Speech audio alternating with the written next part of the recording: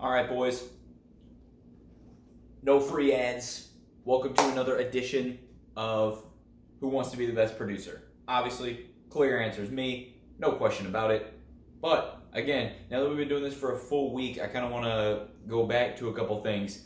Right now, the way that I produce audio is because my podcast partner with me is in Connecticut and I'm in Ohio. So we have to be able to make it work while still not being in the same place. We use Clean Feed instead of Skype.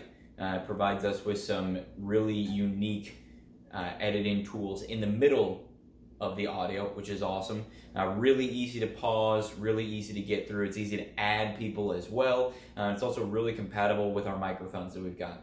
And then for video specifically,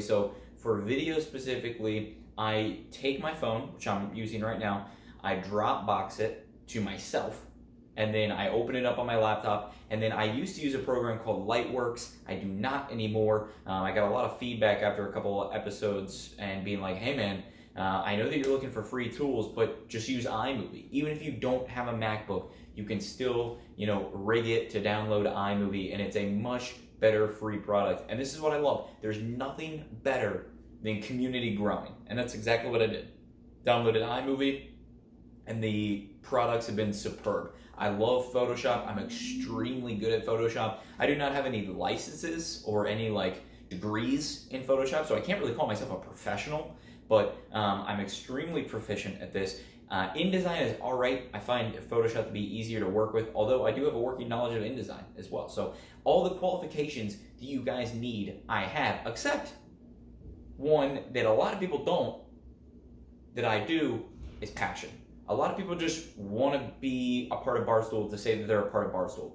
I want to be a part of something big. My entire professional career, I've spent growing things from the ground up, and I don't even have to do that here. But yet if I work my ass off like we are still building it from the ground up, then again, we are going to shoot so far past the moon, then we're going to be literally out of this damn solar system. No question about it. Now, what the topic about is today, instead of just giving this random little spiel, is JJ Watt. Topic on everybody's mind, rightfully so. And for this episode, it's going to be a couple JJ Watt landing spots. And they're all going to be different reasons. One, let's start with Green Bay.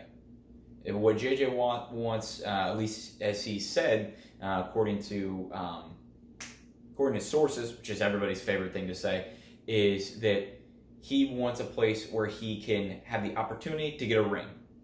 Makes perfect sense to me. I don't see why not. So Green Bay is one of those places.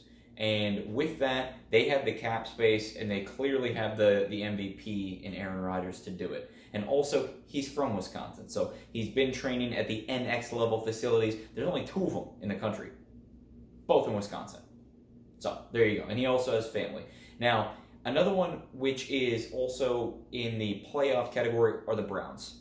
JJ Watt being the 3rd most double-teamed player in NFL history is an absolute bonkers stat alone, but then having Myles Garrett and Olivier Vernon to help him out is supreme. So you're getting that new team energy, but then you're also bringing in another veteran leader into the program. There's a lot of different options for them, and they have the ability to make the playoffs. It's just whether they have the ability to make it deep in the playoffs. Obviously, I'm very biased here.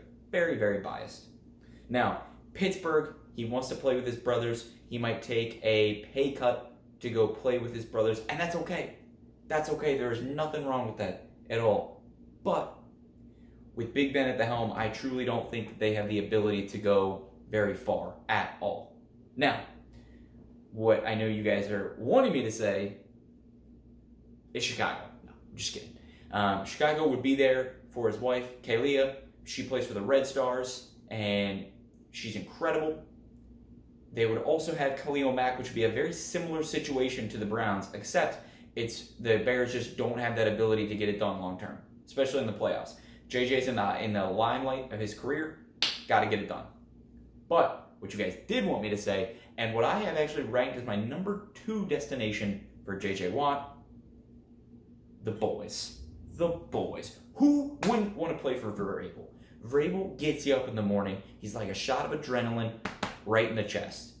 I would love to meet him. My mom actually taught his kids. That's not the point when he was still with Ohio State. Regardless, Vrabel's a beast. And you all know that. I don't have to say that again. You guys know what he brings to the table. And having his skill set be with you guys is incredible. You guys have called your shot before. Shout out to you, Taylor. You've done it before. You can do it again. I know that the Titans can get it done in the playoffs. I know that Tannehill's got the ability to get it done on offense. That's not a question. So my rankings, my top three, it's got to be Green Bay, it's got to be Tennessee, and then it's got to be either Cleveland or Pittsburgh. But because I'm a Browns fan, I'm going to be biased. Go with the Browns.